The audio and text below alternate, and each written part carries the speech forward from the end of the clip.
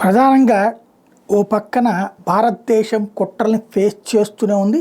తాజాగా జరుగుతున్నటువంటి మరొక కీలకమైనటువంటి కుట్ర ఏంటయ్యా అంటే కేజ్రీవాల్ వాడే పదజాలం.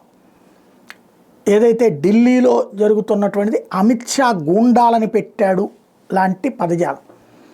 ఇక్కడ భారతదేశం మీద జరుగుతున్న కుట్రలో ఒక కీలక కోణం ఏంటంటే మొన్నటిదాకా భారతీయుల్ని విదేశాలకు తీసుకువెళ్ళి లైక్ ఖలిస్తానీల్ని అక్కడ ఫండింగ్ చేసుకొచ్చింది యుఎస్ఐడ్ సంస్థ.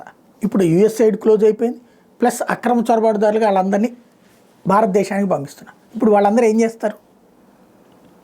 ఉన్మాదంతో రగిలిన వాళ్ళు, దేశం అంటే దుర్మార్గమైనటువంటి ఆలోచనలు కలిగినటువంటి వాళ్ళు, దేశాన్ని నాశనం చేయాలనుకున్నటువంటి వాళ్ళు, వాళ్ళని అక్కడ కాల్చి చంపరు.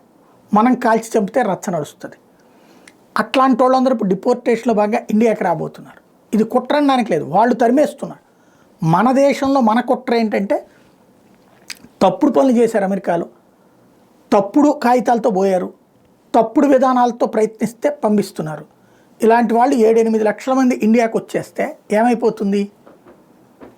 ఆయా 7 లక్షల కుటుంబాలు, దాంతోపాటుగా వాళ్ళకి మిత్రులు కలిపితే 1 కోటి మంది, వీళ్ళందరితో ఇప్పుడు వీళ్ళందరినీ కలుపుకునే ప్రయత్నం ఒక సెక్షన్ ప్రారంభించేసింది.